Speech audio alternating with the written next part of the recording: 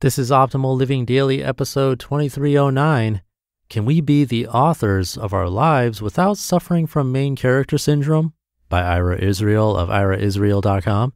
And I'm Justin Malik, your very own personal narrator. Welcome to Optimal Living Daily, OLD for short.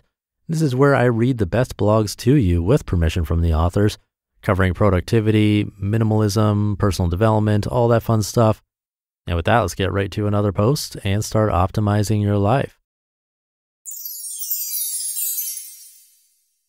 Can we be the authors of our lives without suffering from main character syndrome? By Ira Israel of iraisrael.com. Quote, our growing dependence on technologies no one seems to understand or control has given rise to feelings of powerlessness and victimization. We find it more and more difficult to achieve a sense of continuity, permanence, or connection with the world around us. Relationships with others are notably fragile. Goods are made to be used up and discarded. Reality is experienced as an unstable environment of flickering images. Everything conspires to encourage escapist solutions to the psychological problems of dependence, separation, and individuation, and to discourage the moral realism that makes it possible for human beings to come to terms with existential constraints on their power and freedom.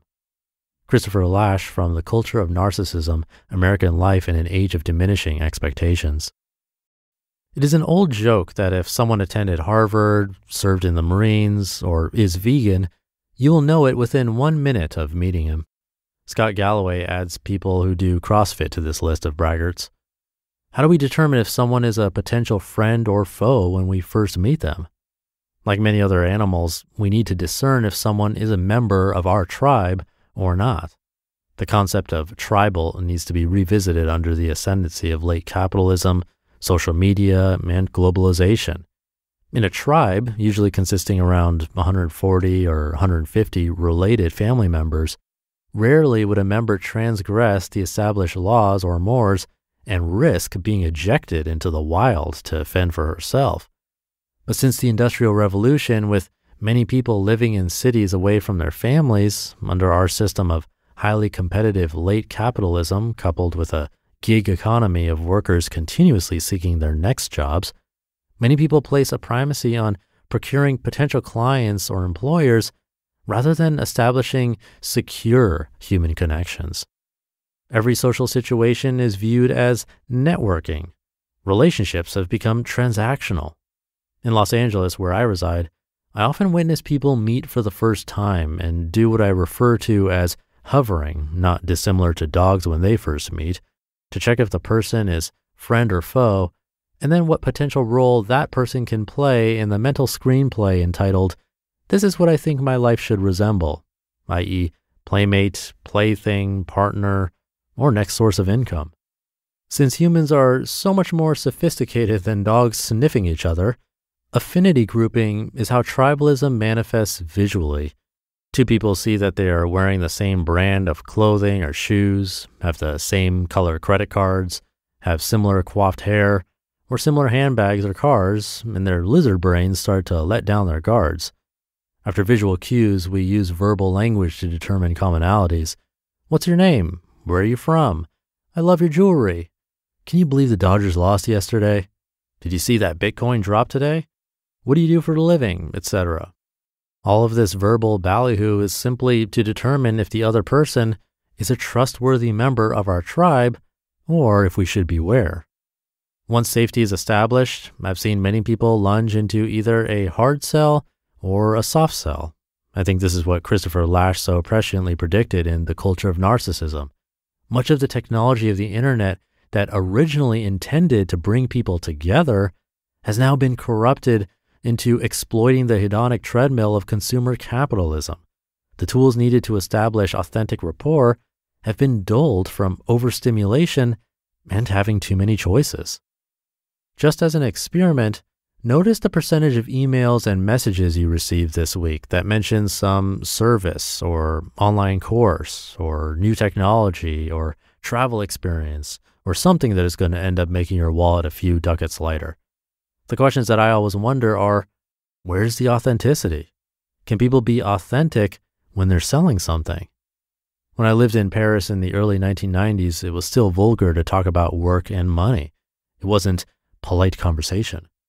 But the American dream and American way has flooded the world with people who think they will be happier if they own more stuff, or better stuff, or different stuff.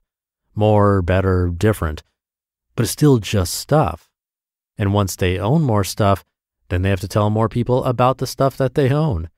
In 1899, Thorstein Veblen called it conspicuous consumption. As you already know, the primary thing that correlates strongly with happiness is the quality of our intimate relationships, our secure connections. After that comes autonomy and agency. Owning more stuff does not correlate strongly with happiness due to the fact that our minds are analogous to hedonic treadmills. Shortly after we sate any desire, it is replaced by another desire. A few years before Thorstein Veblen, Nietzsche prodded his readers to live their lives as they were constructing works of art. Teenage solipsism and nihilism could be waylaid or at least remedied by creating beauty, adding beautiful creative expression to the world through music and literature and poetry and art and sculpture. But how can these artists and musicians and writers effectively market their arts today on the internet without appearing to suffer from main character syndrome, or what was previously referred to and sometimes diagnosed as narcissism? There used to be something called the art of conversation, where through discussing art and music and literature, people found the members of their tribes. After capitalism implodes and another modus operandi of human interaction emerges, will the next society look back on us as narcissists or as sociopaths, or as the authors of our lives who just happen to cast ourselves as our own main characters?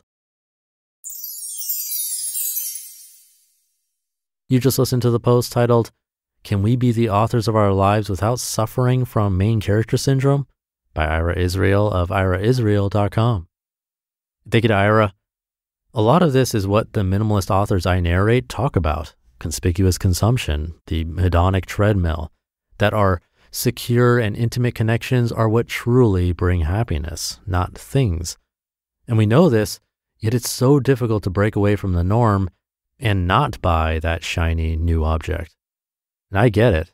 That's what this podcast is really for, to help you and me both to at least make a more conscious decision about what we bring into our lives, whether objects or living things like people.